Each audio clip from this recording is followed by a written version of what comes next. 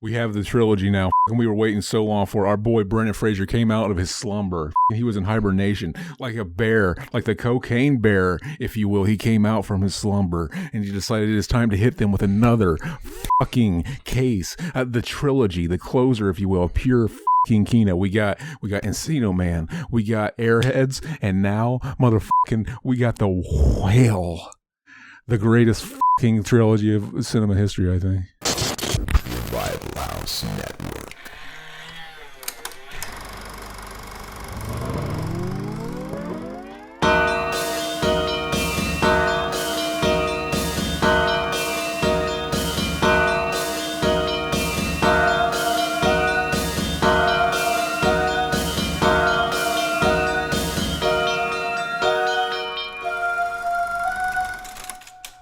Hey, what's up, everybody? It's a new episode of Cinema Enema. Feels like it's been quite a while. Zach and myself, we're back. I don't even remember what the last episode we did was because we're kind of alternating. Oh, yeah. It wasn't Scream. that long ago. It really wasn't that long ago. But it's all blurring together, you know? I'm getting old. That's how it goes when you get old. Oh, yeah. Fucking hell. You fall asleep and you forget shit. Exactly. I just broke the monetization. I couldn't last the 30. I just said the S word. I didn't even know. I'm trying to be conscious about that. I'm all friendly. I didn't do it this time. That's so funny. I'm usually the guy that does it. Well, shoot. We should try. Shucks. Yeah, shucks. We should try and like bleep those out. I've been doing better about that on our Tuesday streams with me and Todd. But yeah, anyway, Scream 6 was the last one we did. We were trying to alternate between this and the commentaries, but we technically did 2-3 Ninjas commentaries back to back. One of them has not seen the light of day yet because it keeps getting blocked. I was just getting ready to re-render that. Basically, I thought I was being slick and being like, fucking, I'm just going to do what other YouTubers do. I'm not even going to like fucking go through and painstakingly switch angles and stuff. I'm just going to put fucking a little text box on there that's transparent. That says fucking scene missing due to fucking copyright claim.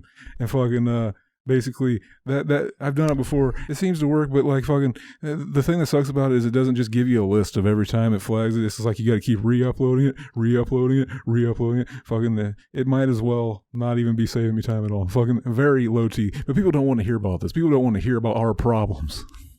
Yeah, they don't care how the sausage is made. They just want that sausage. When I did that, I felt like fucking Chris Farley when he's like fucking the motivational speaker. Fucking, what do I do to get back on track? Fucking Matt Foley or whatever his name is. What a kid. Well, anyway, so without considering that, yeah, we're back for another Cinema Enema. And usually with this show, we just like to start it off by kind of reacquainting with each other, talking about what we've been watching. Any news? I don't really think there is news. I mean, I think they, of course, greenlit a Scream 7, right? I don't think anybody's shocked by that. Fucking, we have no idea yet. Fucking that movie Beau is Afraid, the new Ari Aster joint is fucking. I'm hearing people talking about it. It's in theaters apparently. I'm looking forward to seeing it. Yeah, that one looks out there. So I haven't seen anything. I don't know the plot. I don't know anything. I want to go into that shit not knowing anything. It looks like, I saw the trailer. It looks like the kind of trailer that's not really telling you a lot. Like it kind of presents itself with like a general, not plot, but overview on our character. But I think there's going to be way more to this damn movie. Like it almost seems like a dark comedy, a weird movie that's going to go to a dark place. But yeah, I don't know what to think. I did see that for an Ari Aster movie, not that this matters, it had a really low Rotten Tomato score for Ari Aster because I think his Midsommar and Hereditary were really, really, really high. The thing is though, is that bunch of horror snobs like fucking he turned his back on it. We don't know. We got to keep expectations reasonable. But fucking who knows, baby? We'll see. Will he be able to break out? Because apparently this isn't a horror movie. But there's something that tells me there's probably some kind of horror over. It seems like it leaves it open for there to be a dark turn. Because I'm looking at the trailer and what they do tell us, and I'm just kind of piecing together like what this character could be about. It could honestly go. Horror is so expansive now. It almost seems like fucking, and we don't use it the way we did in the 80s and fucking 90s. It's like fucking. It's like way more in your head type shit. We accept as horror now. Fucking, you know how it goes. Yeah. Plemke in our chat is calling me rotten. I don't know why, because I didn't say I didn't want to see it. I was just saying what I've been reading and hearing. It actually makes me more interested to see it. But really quick, that's a nice segue to let everybody know. What? Because you're a dang old rotten peach, like that fucking Elton John song, baby. Fucking that's why I call you rotten. If you also want to listen to these, by the way, live when we record these, and make fun of me and call me rotten, you just got to give us money. It's that simple. You got to join our Patreon, right? $2 a month will let you do that. So, but Plemke, I did notice that you also shared a GIF of the Joker, Joaquin Phoenix, which makes me want to kind of talk about that sequel. There's got to be more up their sleeve. There's no way like they could think that a musical is going to fly with people. Like there just has to be something. But apparently it is. It's 100% a fucking musical. What are we talking about again? The Joker I started thinking about Joaquin Phoenix and Square Enix and thinking like why hasn't Square Enix hired Joaquin Phoenix to be in a video game yet? I don't understand that. Joaquin Enix, yeah, that could work. But no, what is the deal? Joker 2 is going to be a musical. And you know what's funny is I hate musicals. It's my least favorite genre of anything. I absolutely loathe musicals. So something tells me this is some kind of fucking joke on us. And like, it almost seems like it would have to be. But basically all the set leaks and all the people that can corroborate say, no, it's a musical. I don't know. Fucking maybe that kind of intrigues me. They kind of fucking like it's gonna have to like play into the whole psychopathy of like the Joker and the heart. It's got to be, but it wasn't. I don't know. What if they go like with the Jim Steinman was writing a fucking musical for Batman at one point, and he had a song where the Joker starts breaking out in the song. He starts singing like, "Wait till they get a load of me." Fucking, did you hear that shit? The demos of that shit. I've heard about it. Fucking there was something called "We're Still the Children We Were Then." Fucking sad ass song. Got to listen to that one. That's a Danny Steinman classic. Yeah, but if I want a musical, I'll go to a theater. I'll go see a Jim Steinman Batman on stage if that's really what I want. I don't know. It's just not really for me, but we shall see. What else you got news wise? Fucking try it what you want. Try it. Remember that guy that was on the fucking "I Just Want to Fly" song just out of nowhere? Yeah. We heard it all the time, and then all of a sudden he was there, and it was like, what the fuck are you doing here? I don't know. I never knew if that was like, what's so funny about that? This is probably says a lot of my character, which is sad. Which I hope it doesn't. I just assumed not only was that just somebody in the band, obviously, why wouldn't you? But I just assumed it was the black guy in the band, right? Like, oh, he's the guy doing the because they had a black guy in the band. Did you not see the original version first? No, was there? What are you talking about? There was the original "I Just Want to Fly" song where he's not there at all, and then they. Oh no. Because they had a DJ, and he was a black guy. So I'm like, I just thought it was him mixing. Now, did they? There used to be a version where there was no guy doing that. Is it one of those industry? Is it one of those industry plants where like, hey guys, everybody's got a DJ right now, and then they gave this guy. You're almost making me think that I'm questioning my own reality. Is this the Mandela effect? Was there a version where there was no guy? What if it was just me? I don't know what you're talking about. They had a DJ. And it was like the black guy in the band. And I always, like I said, Mandela effect. I always remember hearing the waka waka wah. But I guess I wouldn't necessarily catch it if I heard both versions like mixed up. Like, oh, I wouldn't go, God, where's the waka waka guy? He wasn't in there. I mean, it's just total background grocery store music. But it wouldn't surprise me if like. Don't fucking undersell the great fucking bops that were fucking "I Just Want to Fly" version 1 and 2. But it wouldn't surprise me because like during that era there was a lot of plants going on. Like, hey, you guys need a DJ and let's re-record that song, but now you have a DJ and now make the video or something. I don't know because they did that with like Limp Bizkit was like that. DJ Lethal was an industry thing. Like the record label gave Limp Bizkit DJ Lethal. Like, hey, you guys need to fill out your sound. I know this guy from House of Pain. He's now out of work. He's been known to drop a fat beat. Linkin Park, the whole band was assembled, right? Making the band style. Did Ben Stiller know that? And that's what he was alluding to in that fucking hidden track when he's like, "Did you call him DJ Lethal when you were kids, Fred?" And that's why fucking Fred Durst is so fucking weird. He's like, don't reveal that he's a plant. Don't reveal that we don't really know DJ Lethal. I don't think Ben Stiller knows who DJ Lethal is. I still find it funny that I know for a fact it's like, and I don't know for a fact, but I know for a fact none of these fuckers that were rubbing elbows with Fred Durst back then in 2001 have his phone number anymore. Like, hey, Fred Durst, how close are you with Ben Stiller? I mean, he's your favorite motherfucker, so surely you have his number. and you hang out, right? He is your favorite motherfucker. You told him. He told you, didn't he? But he was on a podcast. Bill Maher has a podcast. It's a YouTube show podcast. Who And it's doesn't just at this point? yeah, but Bill Maher's is pretty cool. He just talks to whoever. They come over to this house he has, and it's like a lounge pad, and they just talk about what. And he'll have like he had Kid Rock on, which is fucking wild. Talking about the Kid Rock, and he's had, but he had Fred Durst on. And it was last week, and Fred Durst is like, this is the first press I've done in years. And Fred Durst doesn't do interviews. It was funny. It was really great. And he talked to him for like an hour and a half. And he said, I don't know any celebrities anymore. Go ahead.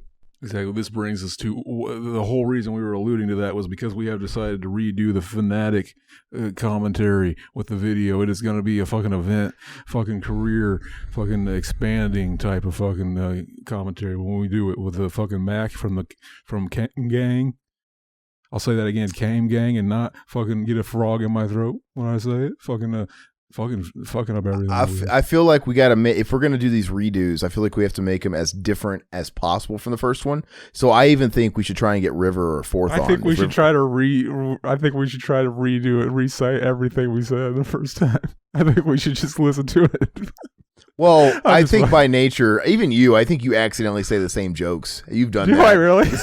I think you have, because you have that stuff logged, and it's like the things you go. Yeah, we don't remember. We don't script these shows, so if you watch, sometimes there's just those movies where every time you watch it, you think the same. It makes you think of something, and like you are fooling yourself that I didn't bring this up the first time we watched it. Probably, but no. So we should get a fourth on for that too. Who was on the first one? Was it just me and you, or did we have like Josh James or somebody on that, or?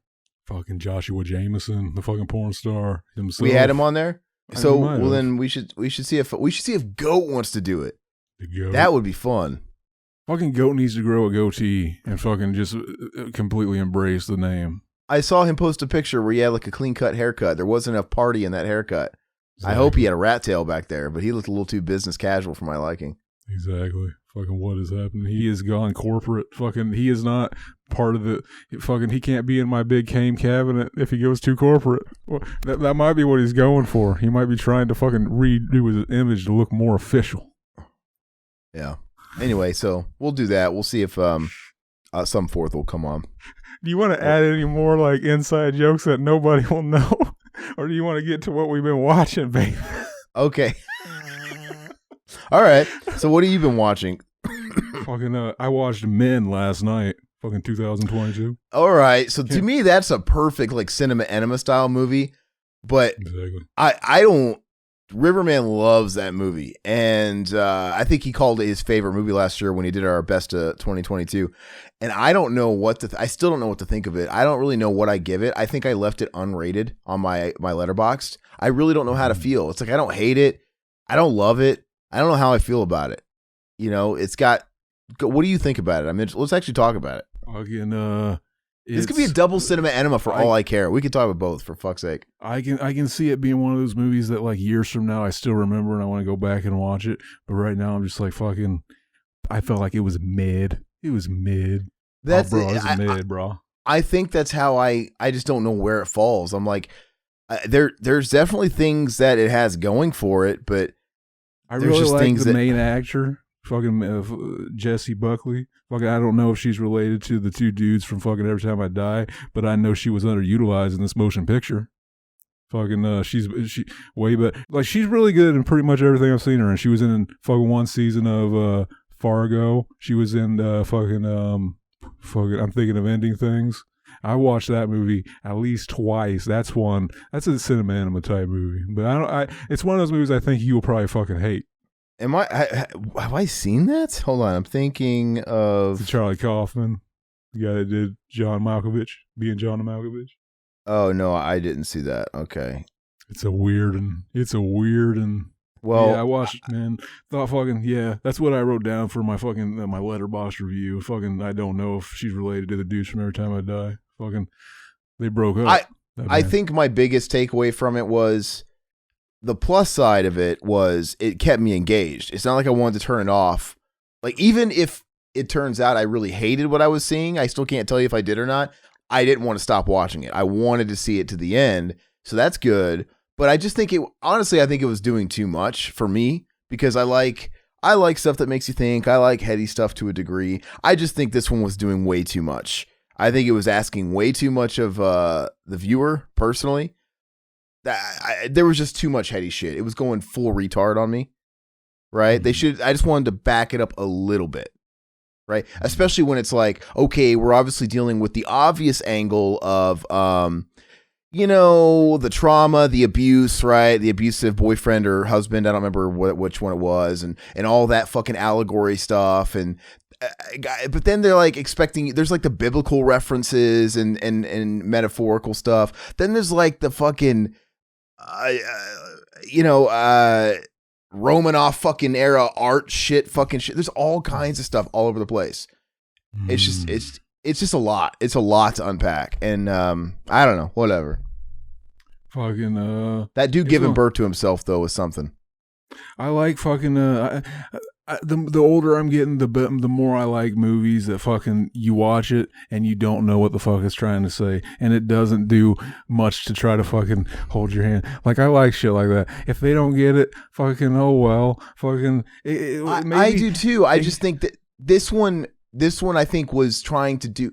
This one was pulling my brain into too many places. Right? It's like I can question what they're going for, but they literally were hitting me with allegories of trauma and like spousal abuse, but then they had like the biblical shit, then they had like fucking Victorian art shit. It was just too much. I'm like, I didn't know where to partition my brain. It was almost distracting of the plot a little bit. But anyway, I don't know.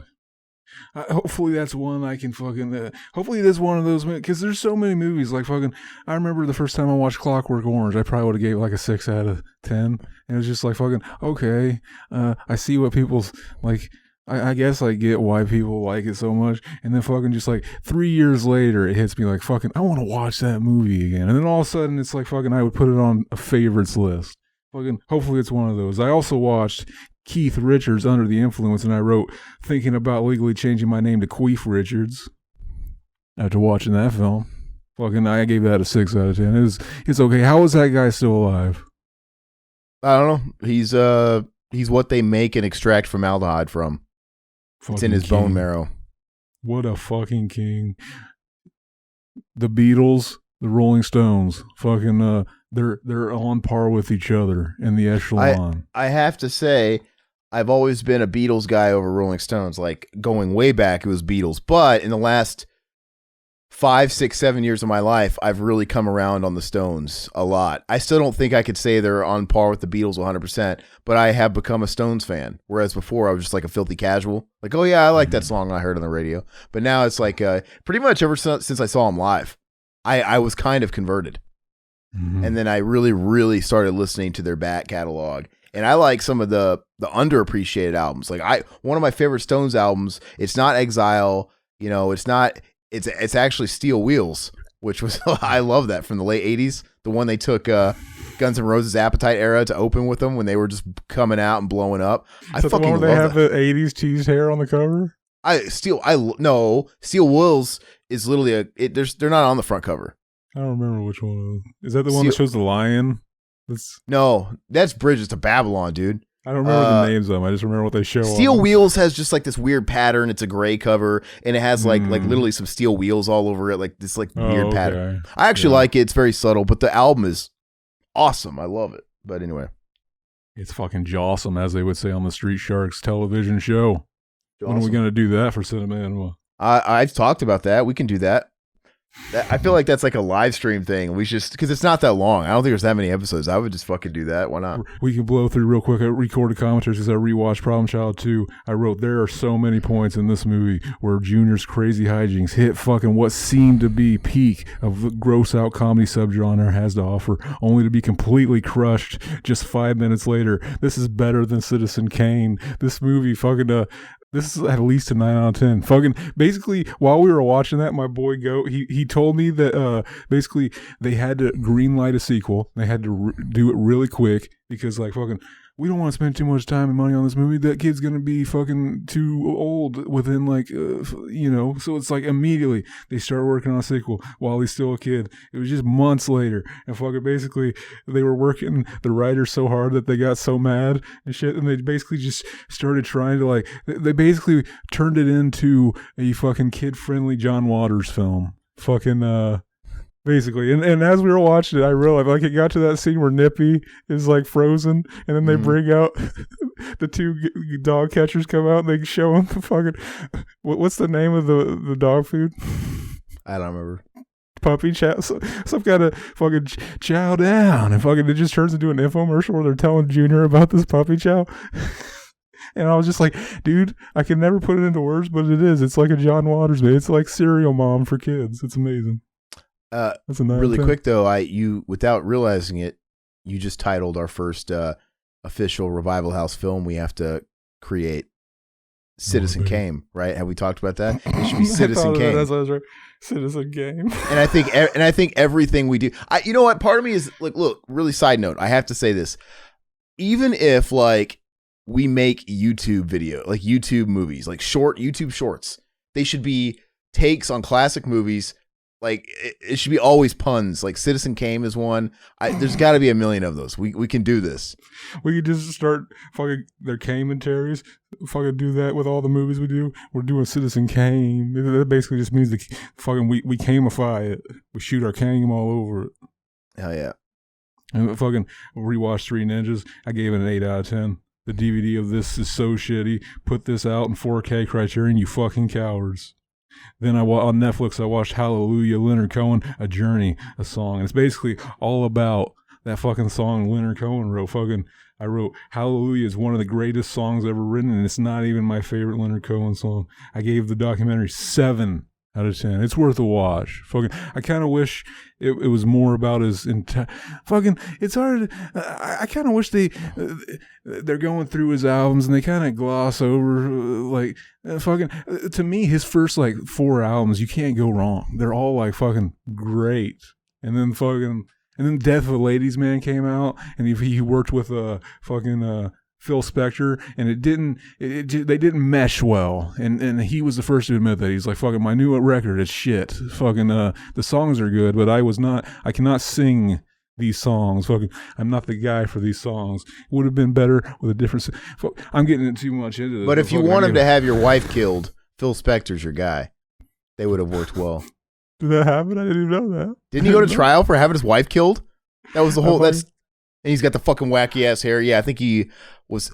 I think he actually might have got off. I don't remember if he actually went down for it, but he fucking did it. You know, it was a total Robert Blake situation. I think. I didn't even know that about him. I just know him as a guy that wrote good pop songs. I don't want to slander his good name. Let me just double check. I'm not confusing this with somebody else. Let me see what he did. Popular culture, legacy and influence. But yeah, okay, what do you think? Yeah, right here. Think of? He was convicted. He was convicted in 2003. Oh, hold on. In 2009, after 2 decades in semi-retirement, hold on. He was convicted in 2003. He was convicted of the 2003 murder of actress Lana Clarkson and sentenced to 19 years to life in prison. He died in prison in 2021. I was just doing that meme. What's that meme where it's basically like, yeah, like, I don't know. It sounds like ASL. I was doing that while you were telling the story. It's kind of funny. I don't know why. Yeah. Anyway, he fucked up. He did. He did not fuck up whenever they made Death of a Ladies Man, because it is it's not one of his. It's not fucking great like the ones surrounding it. But it's got some bops on there. Guys, we have to make a short. One of our YouTube short films is going to be Zach's alter ego comes to life, and it's causing all these crimes and committing all these Phil Spector like heinous acts in his life, and he's in denial that he's really doing it. And we got to call it Raising Cain. Raising Cain, hell yeah! So we can do that one, Raising Cain. Oh yeah, real quick, Kino check. I got this, baby. The Exorcist 4K. Oh yeah, so did I. Tree. I I didn't realize they put out the fucking. This has the fucking basically Legion director's cut. The fucking William Peter Blatty, the original director's cut. They got fucking basically. It's one of those where they had to work it. Basically, the original print was probably destroyed, and they had to work it together with like VHS elements of the work print and shit. So it's gonna look like shit. It's not gonna be perfect looking, but it's like fucking. I'd never seen that. I want to see it. Fucking, Yeah. So, but apparently. From what I've heard, this is one of those cases where the fucking studio interference coming in, as they stepped in, they did the right thing, because apparently his original ending was it was a good ending for a book, but not a satisfying ending for a movie. Is what I've always heard. So I got this past week as well, and I mean, some of this stuff I might have shown on our Tuesday streams, but Zach doesn't know. I picked this up. Sure. I didn't get the Todd got the Second Sight one, right, which is the real decked out one.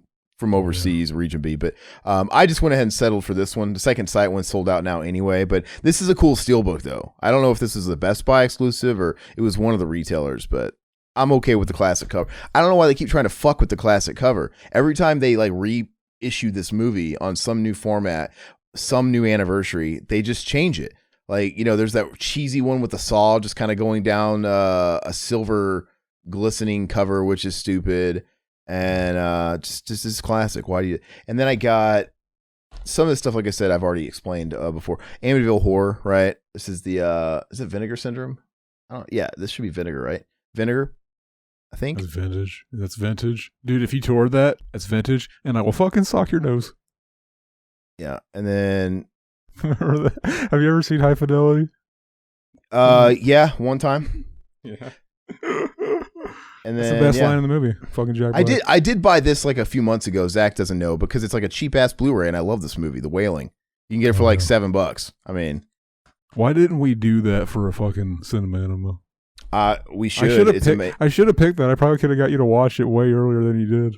I keep telling Todd to watch it because it's available on. It's on Shudder, but I think it's also on like Peacock or Paramount. It's on one of those. I keep telling him to watch it, but maybe it'd be fun to have him on as a guest as a fresh eyes for it. But I absolutely love it. But you can get that Blu-ray for like $7 everywhere, Amazon, Walmart, whatever. Kino, that's a long one. You're gonna have to bring a fucking extra drink, a fucking one of those little things to piss in, one of those little jugs. But it's worth it, and it doesn't feel. I don't know why I said that, because you could always pause it at home. You're not going to see it at the theater. And then the only other thing I watched was Spin Me Around from 2022. And I wrote, I want Aubrey Plaza to cut my dick off and fuck me like a girl. I gave it a 7 out of 10. Hell yeah. I had a lot of fun with it. I don't want to reveal too much though. Fucking, it's one of those movies. It's just like fucking, you got to watch it not knowing much about it. So I don't have too much. I know it's been a minute. I'm just going to go over the new stuff I've watched in the last 4 weeks. I haven't been watching that much stuff in the last month or two, to be honest with you, because I've been so balls deep in this movie stuff, which is making me want to pull my hair out. But what I have seen, I've seen some classics that evaded me. So a lot of these are going to be like, you've never seen those? No. I watched you. You watched them and you evaded. Like, faded. Oh. I somehow never watched Rain Man before this past month. It's a great film. It's a good film. It was a 7 out of 10, but it was like I felt like the ending didn't hit home for me enough. I kind of wanted a little bit more of a stronger ending. But the only thing I really remember, but I want to watch it again. But I remember really liking it. I remember fucking Tom Cruise's character. An asshole. I remember, does he ever play like a likable character? I don't. So here's the thing. I get what they're going for. They want that lovable arc where it's like, oh, this curmudgeon becomes likable, and it kind of comes across like you get it. He cares for his brother, but to be honest with you, it didn't sell me. Like, it didn't sell me enough. I don't feel like the arc really hit home at the end, and the ending felt a little underwhelming. Right? He puts his brother back on a plane and says, I'm going to come visit you next month. Yeah. And you could tell he does. He bonded with his brother. But I felt like it was a little bit anticlimactic. There's like a part of me that's like fucking Tom Cruise is also like, I used to always say that fucking, what's his name for fucking Face Off? Fucking, I used to say he was one of my favorite actors in Hollywood, even though he's not always good in movies. It's just like fucking Nick Cage. It's always like fucking interesting to see him in movies. I think fucking Tom Cruise is kind of like that, because it's like there's a part of us is just like we know he's fucking crazy because he fell for the Scientology shit, but like fucking he also did like cool shit, like fucking just showing up in Tropic Thunder with a fat suit on, and we didn't even know it was him. It was like fucking Kubrick. Yeah, exactly. He's done some cool stuff. I've come around on Tom Cruise a little bit. I mean, I still think he's a very unlikable person, but if it works for the movie, it works for the movie. But yeah, so that was like a 7 out of 10. It's one of those movies like Forrest Gump, where I guess maybe I avoided the movie for so long because it's like a Forrest Gump. Like, for example, I've been watching Forrest Gump since it came out, so it's not a great example. But let's say I didn't watch Forrest Gump. Is there really a need to watch Forrest Gump? Because it's been lampooned and spoofed on other movies and TV so much that you kind of seen all the famous bits. Jenny and Life is Like a Box. Rain Man's like that too. I grew up watching everybody imitate Rain Man. It was like a stand-up comedy fixture. Like all the 747 marbles. Everybody was doing that shit. And it's like the genie did it. Didn't the genie fucking do it on Aladdin, for God's sakes? Like it was that in the ether that it's like I don't have to see this. But I did, and it was solid. I watched this one. I can't believe I finally watched The Warriors. I had never seen The Warriors. I never actually watched it. And yeah, of course I was waiting for that. And I'm glad it was at the very end. Like, I still haven't heard the thing. I'm at the very end of the movie. I haven't heard the thing. And then I hear the bottles. Like, okay. But you know what? I love this movie. I thought, yeah, it's so fun. Did you watch? Did you watch the shitty director's cut? Where they with the fucking panels? Comic. No, I've seen the abridged version of that just because I wanted to see what it was about. No, it's like, but which I kind of think is. I don't know if that's still the case, but that's the only way you can get that on like fucking home video. Like when the DVD finally came out, that was the only way you could get it. And as far as I know, I don't think the theatrical version's on Blu-ray or anything like that. The idea of the comic panel segs is cool in theory. It just totally unnecessary in the case. It didn't help the movie.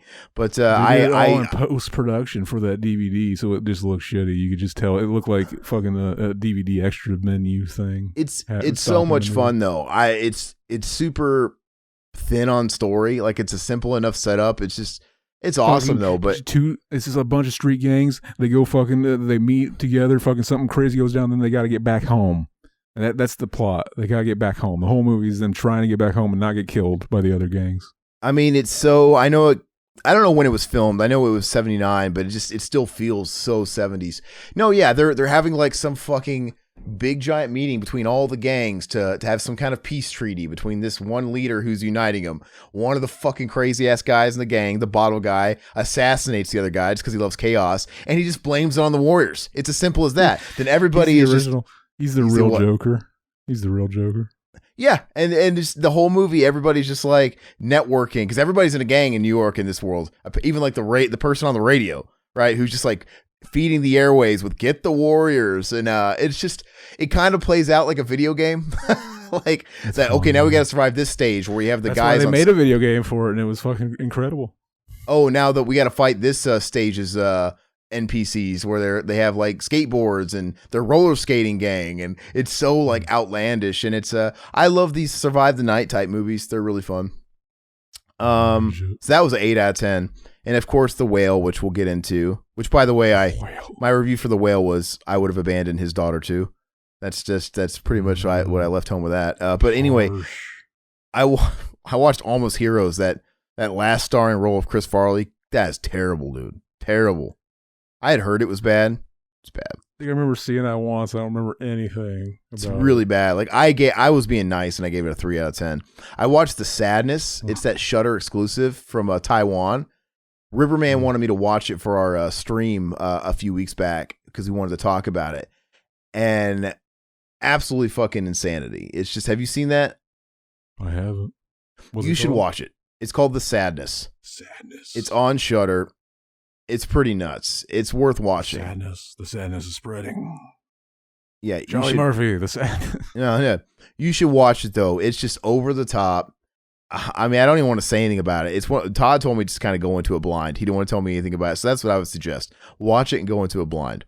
Go into a blind melon? Go into a blind melon and dress like a bee. I watched Saturday Night Fever for the first time. I had never watched that for the same reasons. I've never seen that. I don't think I've ever seen that. But if they didn't make a porno parody and call it Saturday Night Skeeter, I don't know what the fuck. Like, what fucking fuck ups? Yeah, but for the similar reasons as like Rain Man. Like, I have seen that spoofed and lampooned so many times. It's like, but I finally watched it, and you know what? It was okay. It was a 6 out of 10. It was. Is that the one with Kevin Bacon or John Travolta?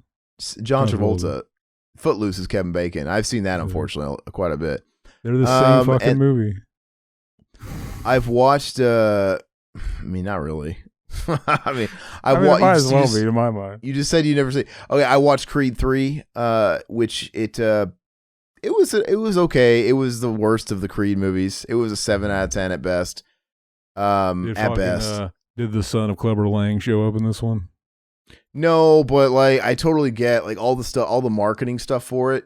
It added up. Like, first of all, Stallone just sounded like sour grapes, but he was saying, yeah, there was nothing for me in this, so I didn't want to do it. It's like I just would have been reduced to being like the Duke character, like fucking with the water bucket and shit like that. Like, okay, spit bucket, like, and that's yeah, totally what true. That's kind of what he was in all of them to me. But he's fun. No, not Stallone. No, in Creed 1 and 2, he was like a mentor and training. But in this one, the Mickey character. He was more than the Mickey character, I think, in the Creed movies. But yeah, at this point, he just would have been. But okay, and he even says like wasn't a fan of the script. He's like, it's just way darker than where I would have taken it. And I see what he's talking about. It does have a little bit more of a darker edge. It doesn't really feel like a Rocky movie in that sense. But I didn't knock that. I thought that was fine. Like, it's fresh. I'm like, okay, I'm okay with that. I mean, that's fine. But then like Michael B. Jordan was in all the press was saying that he was highly influenced by anime. I'm like, what? Because he directed this one. It's his first time directing. He's like, yeah. He's like, I infused my love of anime in this. And I'm like, okay. And I like Studio Ghibli. Instantly knew what he was talking about. So all the fight choreography is like fucking anime with the weird editing choices they do and the slow motion shit and just the weird surrealist shit going on. Like, they'll be in the ring and then all. It's interesting. It's bold, but I applaud him for trying it. But it is the weakest boxing fight sequences of any Rocky or Creed movie I've ever seen ever. So it kind of falls flat for me there. But I get it. It's like we've done the same fucking routine. Everybody knows the formula of the Rocky fights. You know, he's losing. He comes back. He wins. You hear the music and it's like uplifting. But at the same time, it's comfort food. Even though you know how a Rocky movie is going to work, you still want it. And he does. You get that Rocky ending, but they don't do it. They don't hype it up the way you're supposed to. And it just feels very anticlimactic. Like, I have a soft boner. Like, there's no boner here. Rocky movies always give you a boner. It makes you want to be the guy. It's like, yeah, I'm going to go join a gym tomorrow and start boxing. And you never do. But it makes you want to be a boxer. This movie doesn't make you want to be a boxer. I don't know what it made me want to do. It wasn't be a boxer. But anyway, it was decent. And then I rewatched Fatherhood. It's that movie with Patrick Swayze. It's just one of those movies that I grew up watching because my mom was obsessed with it. And the Sway and Brian Bonsall. It's more of a Brian Bonsall joint. I give him all the credit. I don't know why he didn't get top billing in it. And lastly, I watched Super Mario Brothers movie yesterday. And it was fine. Like, you walk in and it's literally just an animated remake of the original. They're fucking pterodactyls, dinosaur, fucking comet hit the Brooklyn. That'd be amazing. My world. Yeah. So here's the thing. I get it. It's totally made for kids. And I could tell the kids in this theater were eating it up. And like even Todd, he said his kids said it was the greatest movie. And like when he asked them when he took them to see it, because they couldn't wait it. They were counting down months for this movie to come out because Mario's huge with the kiddos, still is. And when the movie ended, like their Toy Story. Yeah, like their Pixar Toy Story. When he asked his kids what he thought of it when it was over, they were like, "That was the greatest movie in the world of all time." They were so excited because they haven't seen that much. They're comparing it to like Trolls. Oh my God, Dad! I'm so glad you took us to see this movie. And I'm not shitting on that because you sound like Troy G. I get it. So I get it. I was seeing essentially a kid's movie, But I think a really great kids movie is also going to cater to adults, even if it's like subtly. And so if you go see a movie like Puss in Boots: The Last Wish, which I was fucking a little bit surprised about how good it was. It's obviously got the kid appeal. It's animated. You got the cute Puss in Boots character. It's funny. It's got humor. But then again, it's Shrek humor. It's Shrek universe humor. So there's definitely adult jokes in there. And then the whole concept, the whole story of Puss in Boots: The Last Wish is Puss is down to his last life. And his whole life, he's been this like overly confident, reckless hero. But now he's down to his last life and he's having a mortality crisis. He's having an existential crisis. He's having a midlife crisis. He doesn't believe in himself anymore because he's old and he's really scared and he has no confidence, just like he really would. And he's facing mortality and his eventual death. And it's pretty deep.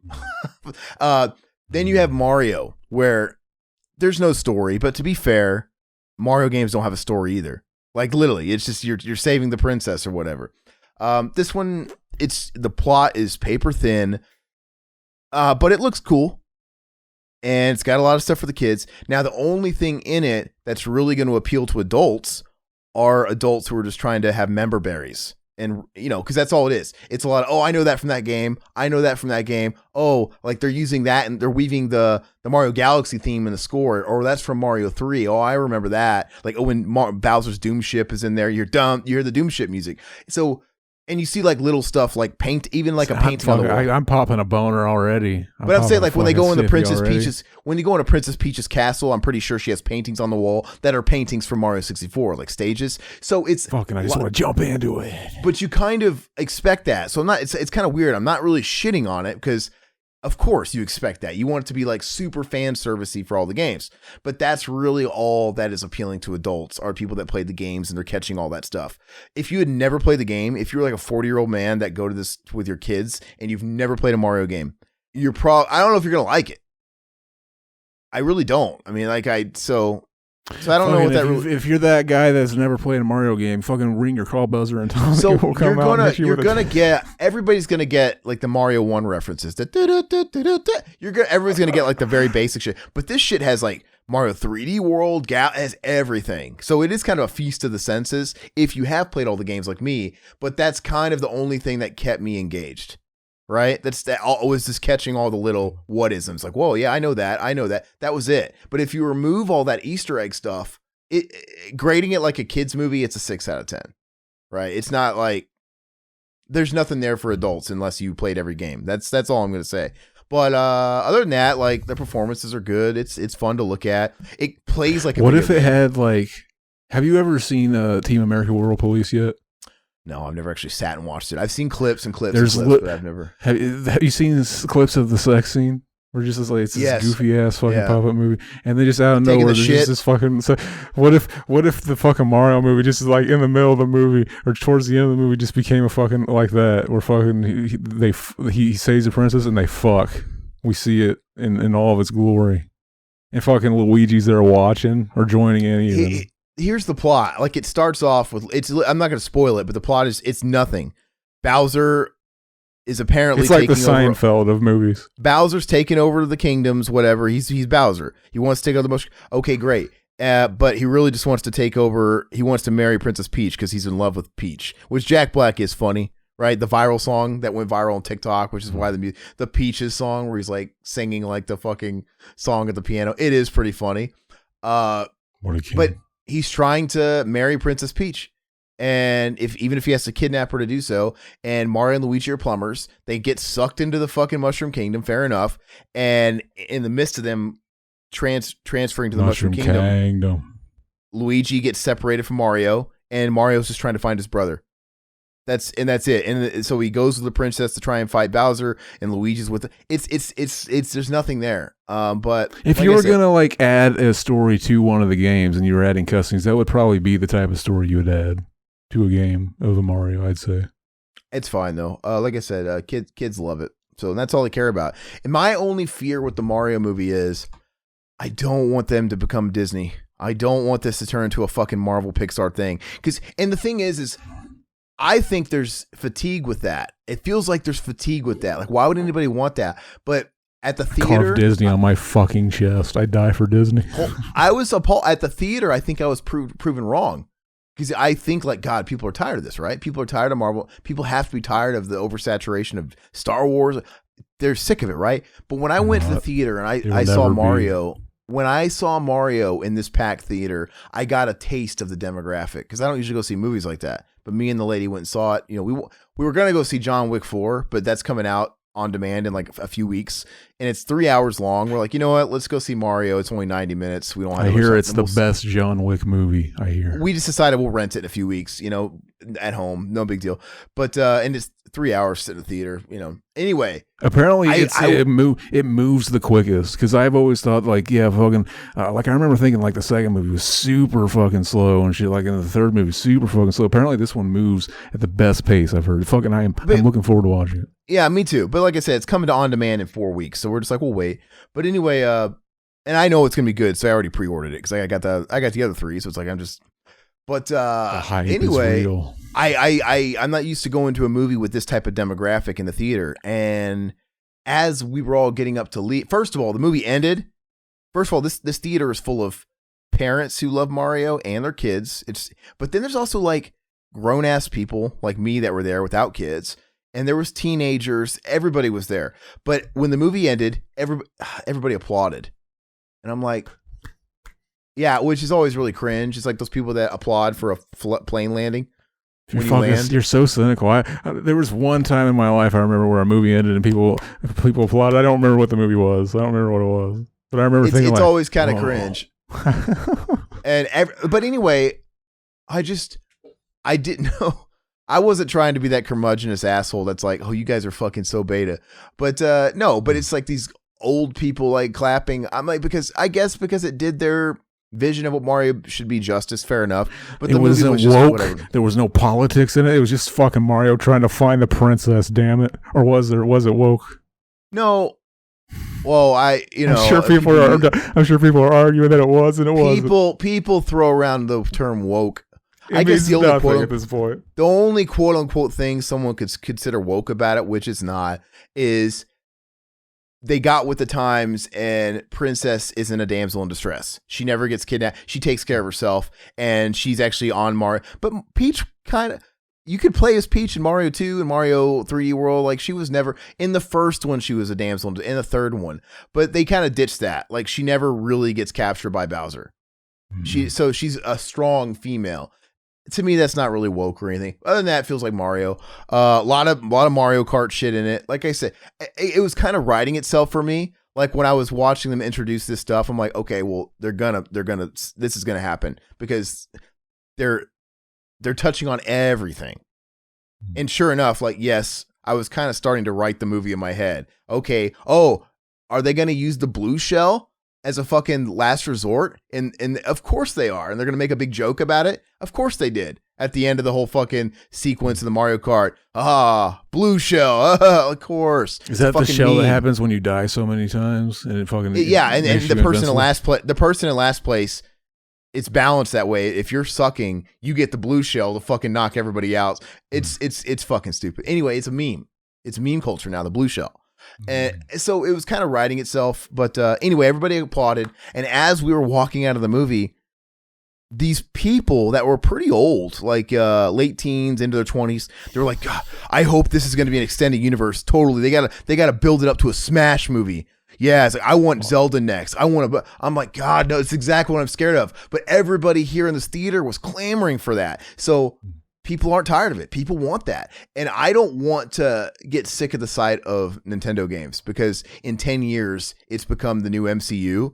And you know what I mean? Like, I'm going to have to learn to separate that. Like, I want to still be excited for a Mario game to come out and not be like, it's that fucking shit that is driving me fucking crazy. It's everywhere, forced down my throats. So we'll see. I don't know. If it just stays like Mario, that's fine. If it's just make it up, just please don't do the fucking extended franchise thing. Don't do it. Spare me. But it made gangbusters, so money's gonna do what it does. Like I think it's made like $500 million in 1 week. Money machine go. Yeah. Anyway, that wraps it up for everything I've seen. So we have to take our break, and we'll be back with The Whale. Whale. And scene. I know these rules can feel constraining, but remember, the point of this course is to learn how to write clearly and persuasively.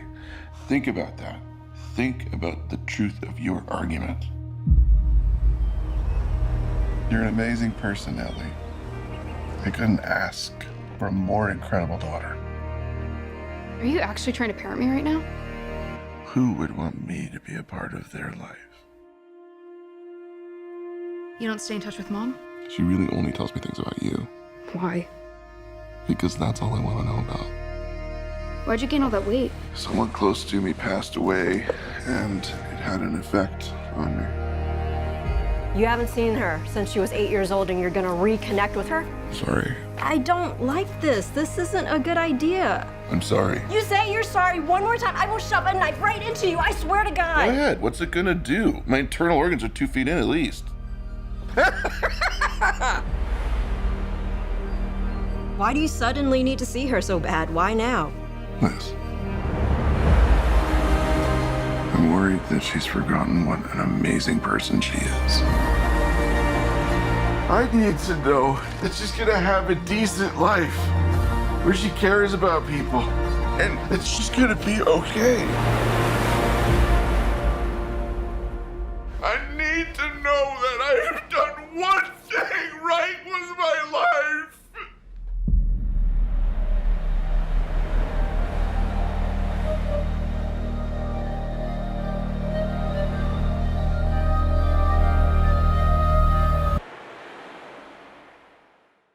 And we're back. MTV's Making the Band.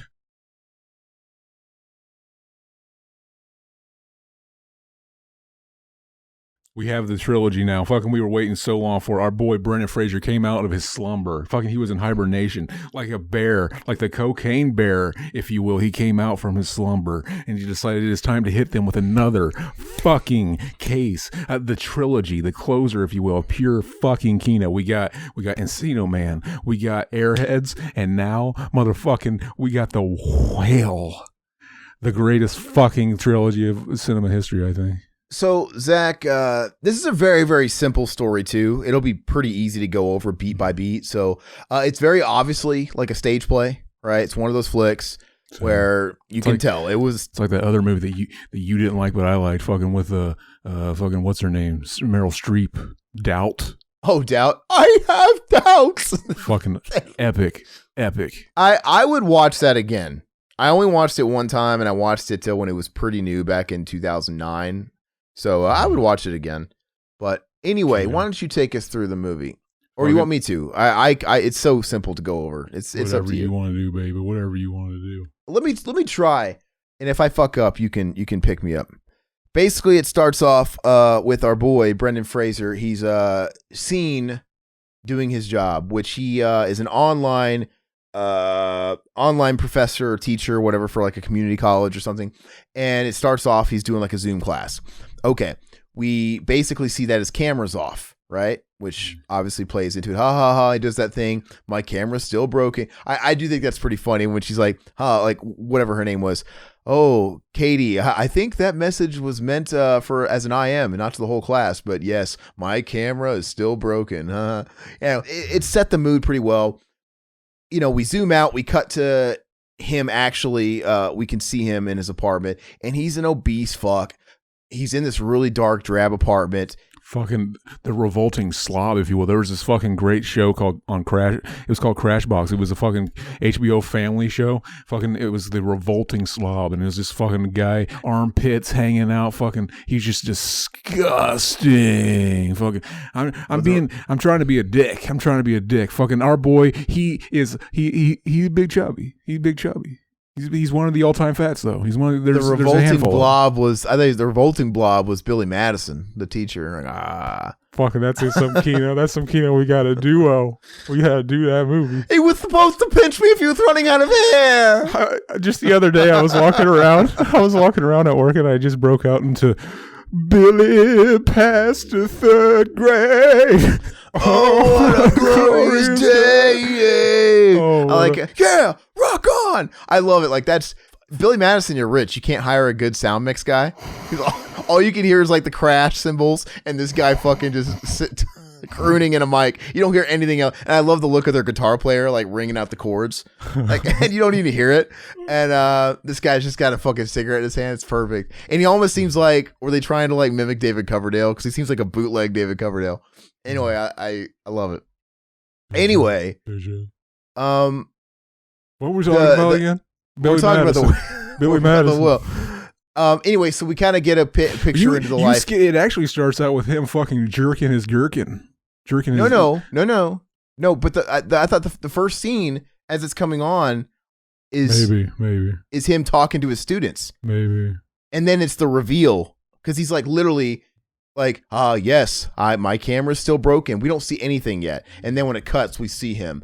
And I don't remember. Yeah, we do see him like after that jerking off to gay porn. He's watching some dude rail some other dude like in a shower, and he's just like, and the sound of him. Oh yeah, because he has his caretaker come in. You can kind of talk about it, but I like the sound of him coming. Like he's about to have all the. We need to make a compilation of all the great fucking cinematic coming sounds. Fucking actors portraying the coming, the happiness scene where Philip Seymour Hoffman is coming to stick pictures on the wall. That's got to be on there somewhere. I'm gonna let you. I want you to wall. go through it because I feel like I'm gonna be scatterbrained. Go ahead and talk about it. I feel like it could be summed up in one sentence. It's probably, go ahead and it's take probably us been the through longest since I've seen it. But fucking yeah, he gets caught by some fucking Mormon fuck. The stupid fucking Mormon kid walks in and catches him jacking his cock. Fucking, and then he gets all judgmental. Stupid fucking Mormon kid. He's like, what the fuck? Basically, he gets caught. Fucking, it's all embarrassing and shit. That's how we find out that he's a gay man. Fucking, he gets caught in the fucking worst way. Gay, fucking, embarrassing moment. Yeah, exactly. Embarrassing. He's humiliated, but fucking he takes it okay. And fucking he gets his he basically he starts to fucking have a heart attack or something. Fucking he's getting ready to die. But the orgasm was that fucking good, and it's just like fucking. So then the kid walks in. He's got to help him. He's got to give him He's got to give him his medicine. Basically, or no, like before he basically just tells the kid to read this fucking book report to him. Basically, fucking, it's a book report about fucking not Joan and the Whale, but what's it called? Ishmael. Call Me Ishmael. Moby Dick, baby. Moby Dick. Yeah. Fucking, what a fucking title for a fucking book. I have to say, you know what I was thinking the whole time? Like when we're watching this kid help him because he's struggling, and also I know you'll get to it. His nurse friend who takes care of him. All I could think of in that scene was, where did the load go? Fucking onto his blanket, hopefully. Like, soaked it up. Because I would be very concerned with this. I'm trying to help this fat guy out. Like, where'd your load go, my friend? Because he had so much. Because he was like jerking off under his belly. His belly was like going over his cock, and he's like underneath his stomach. It's like, yeah, hopefully did his fucking load get trapped in his folds? Hopefully it'll fucking help him. It'll lube up the sides of him so he can help pick him up out of the chair. Fucking. Anyway, that's where my mind was going. Like, this guy just dumps loads on the floor because we know we can't clean him. This guy can't even like take care of himself. Like, he probably bathes himself with like a fucking loofah on a stick. And I mean, just, does he get his little Asian nurse to fucking clean up his loads? Oh, yeah. Anyway, continue. Fucking, it's basically like an episode of that show I've never seen called My 3,000 Pound Life. 600 Pound Life. 600 Pound Life. It's like fucking that. And it's basically fucking, it's taken like that idea that it's like, oh, we know, it's like the Jerry Springer thing. It's like, you want to see this because it's fucked up. You want to see this. You want to fucking be able to like fucking say, hey, at least my life ain't that bad. Fucking, it's kind of exploitational, but then they add fucking shit in there. And then it's like, fucking, now we're telling you a story where we need you know these people, fucking all this shit. Yeah. And it fucking so basically Brendan Fraser's character is a tragic case, right? He's a guy that lives in remorse, the ultimately redemption story. He gets visited by his daughter, who's a little cunt. She's amazing. Dude, I would have abandoned her too, seriously. She's terrible. I think the whole thing is open to interpretation. Fucking, do you think the daughter's a bad person? I get it. She has her reasons, but she's still insufferable. But anyway, so he is depicted as leaving his wife for another man, and he abandoned his kids. Great. And his daughter obviously hates him for that. He's got this nurse friend, this one young Asian woman, and we don't really know their connection. Like, oh, he's got this friend that helps him out. We kind of learn that his gay lover, whom he left his family for, died. We don't know yet.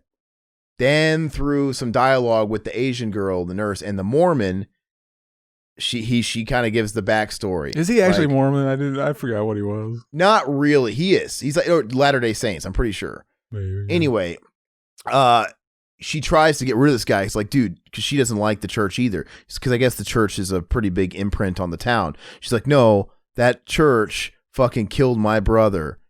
And then you kind of learn, her brother is also the gay lover, and that's their connection. And I'm like, okay, how'd the church kill him? Did they really actually fucking kill him? No, it unfolds, and it turns out that, like, obviously, I think their father was the head of the church or like a pastor, I don't know, something. And he was gay, and it wasn't accepted. And he obviously got with Brendan Fraser, and it led to him killing himself. Because he loved the church. She explains it as he loved the church. He lived for the church, but he was also, he also had this thing. And basically what he loved so much and what he lived for exiled him. And he ended up killing himself and got depressed and wouldn't eat and all this stuff, whatever, and ended his life. So that's why Brendan Fraser hates the church. So everybody's got a reason to hate this church. Just like in real life. No, but anyway, we have that explains the nurse, and that's the crux of the whale. But the daughter is kind of coming into the picture, right? She's playing the poor me card, where it's like, oh, you have to write my reports, give me money, and he just wants to like buy her love because he feels like shit for what he did, and he's basically like, it's all for you. He's got all this money. He's like, I'll write your report for you. Like just for basically give me love and attention and forgive me a little bit. I'll write your report. He's fucking desperate for attention from He's like, daughter. I'll pay you to hang out with me. I'll pay you to hang out with me. He's like, but don't tell your mom, type of thing, yada, yada, yada. So, and she's kind of being difficult the whole time. And then a big turning point in the movie is we have the Mormon. He keeps coming back, which is pissing off the nurse. But then the Mormon connects with the daughter. He comes over as the daughter is there and leaving or whatever.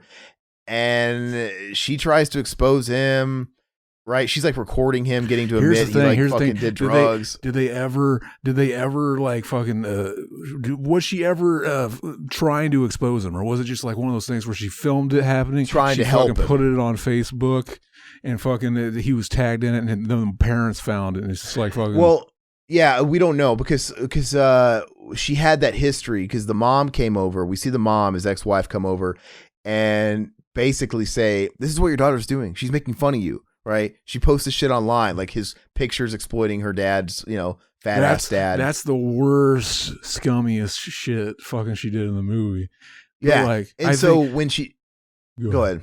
Well, I was gonna say, I think when you look at it from the point of view that fucking this is like textbook shit anybody whose dad left him when they were a kid would be doing. Like fucking, she's looking for all the fucking basically she's turning to any boy that'll show up to fucking get attention from fucking. Of course, she's mad at the dad when fucking she first meets him and shit. It's like, he left me. Fuck him. Fucking like, he is pathetic. I'm glad. She came to him though. Mm-hmm. It's not like he was hiding. She came to him and was basically just kind of trying to exploit and use him for whatever she could. But whatever. So she has a history of the online bullying, and that's what the mom was trying to say. Because he was trying to talk to her, saying like, she's really smart. She's the greatest person ever. But she's got whatever. And he's like, no. And the mom's like, no, you don't think she's fucking pure evil concentrate. You don't get it. Like, and then he shows her what she puts online, and she seems to be a bit of a bully, a little fucking weird, in general. And just like, she's difficult. And I think that's just teenage girls, personally. But then we have the Mormon come in, and then, she is kind of busting his balls, getting him to talk and getting him to own up that he smoked pot and does all this stuff. Yeah, whatever. She gets him saying a bunch of shit, and then she's always fucking recording. Like, gotcha. Like, and then she puts it online and tries to slander his name because we're supposed to think, oh, he's in this church. Turns out he's not in the church. She's fucking just lying. Like, who does that? And he's a runaway. But what she did was a blessing in disguise, or maybe you can construe it as she did it on purpose. The parents, I guess it became so viral that the parents saw it. I mean, what luck. The parents saw it and they called him home and basically said, hey, we forgive you. It's not a big deal, because basically he explains that he stole some money, right? Didn't he steal some money from like their church or something like that? Or what was it? Fucking something like that, baby. Fucking he stole. Yeah, he took some money. He took some money and got caught, and he was so ashamed. And basically they reached out to him and basically said, hey, it's just money. We just want you home. It's okay. So that was good. So that was his little arc. And the whole thing, Brendan Fraser essentially just wants to be forgiven by his daughter. This is something Aronofsky does a lot. He did it with The Wrestler, right? It's redemption. It's like, hey, I fucked up as a parent and I just want to reconnect. It's the same type of thing, but how does it all come together? Basically, when he's talking to, are we missing anything? That's pretty much the whole story. And there's the whole thing with the paper. Fucking, I wish I would have got a chance to watch it again. I'm going by what? That's it. It's the fucking paper. And, he basically comes to a place of understanding with his daughter, right? She, they all kind of learn to understand each other and where they're coming from. I mean, at the end of the day, Brendan Fraser did a shitty thing. I don't think he's trying to say he didn't do a shitty thing. He's just trying to say, hey, let me atone, right? Because he did a lot of shitty shit. Oh, another thing too is he finds that because he's not taking his health into care, and his only friend in the world is this Asian nurse, the brother of his dead lover. She's constantly making comments in the film about like, oh, you can't afford, you really should go to a doctor. Oh, I can't afford, or whatever. You're dying. Oh, it turns out he has a lot of money in the bank because all he does is put it away. And besides eating like a fucking whale, he doesn't spend his money, I guess. And, but in the back of his mind, it's all for their daughter. He's saving up his money and he just wants to leave her everything he has after he dies. And she overhears it and gets offended. Like, you had money this whole time. I'm doing all this shit for you. And that's kind of a shitty thing, right? Not only are you letting yourself die when you could be getting help, she makes a point of saying, my car broke down when I was trying to come to you. My fucking car broke down. And, he made some excuses or whatever, blah, blah, blah, blah. And I'm like, she was offended because she feels used, right? He's like, it's all for her. That's my Brendan Fraser fat slaw. It's all for her. King. And yeah, so now he pisses off his only friend. She ends up coming back around though. But I don't know. He wants her to do this fucking paper because he thinks she's a brilliant writer. And then turns out that the fucking whale thing he keeps reciting the whole time to calm him down whenever he's having a fucking stroke or whatever is from a report she did when she was a kid. And it's obviously metaphorical because you can apply it to him. But it's also what she was talking about. And I don't remember if he actually wrote the paper or if I think he pissed her off. Like, wasn't there something to do with the report at the end that led to their final interaction where she's like, oh, get up and fucking come to me. You want to talk to me? Get up. I want to see. And he gets up and you see that scene here like, and you fucking see him walking and it's like the T-Rex in Jurassic Park. And of course it's kind of like a wrestler moment where I feel like, he's on the verge of death and like the friend is like, what are you doing? Like, you're going to fucking die. Like but he's doing it anyway. It's just like the wrestler jumping off the ring and they basically have their forgiveness moment. I don't remember what he says to her, but you see it in her face. That whole, I love my daddy moment. Before we talk about the ending, there's a scene I remember that stuck out from from Washington Theater, and I remember fucking really liking that fucking the scene where basically the kid, the Mormon fuck, and him, they have that heart to heart. They're talking to each other, and they're trying to understand each other. And he basically tells them all the shit like fucking my gay, my boyfriend or my husband, fucking all this shit. And like it got to like kind of a moment where it was just like fucking you think I'm fucking disgusting. Like, you think I'm fucking disgusting. Like, I really like that scene because it was like fucking, you think I'm fucking disgusting. You're judging me the whole time. And it's just like fucking, is that moment where he admits that, like, he does think he's fucking disgusting. And it's like fucking, why you do that? Why are you so judgmental? And then we have that giant binge eating scene where he's like, rah, rah, which made me want to fucking vomit.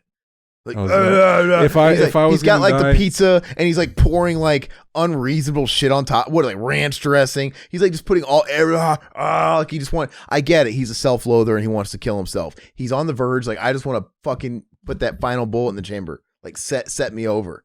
And it's pretty depressing. And like throughout the movie, if I was gonna kill myself by eating, I would just I would buy like, I would go to Walmart and get every fucking thing of fucking cookies and cream, ice cream. Yeah, I fucking eat it till my stomach exploded.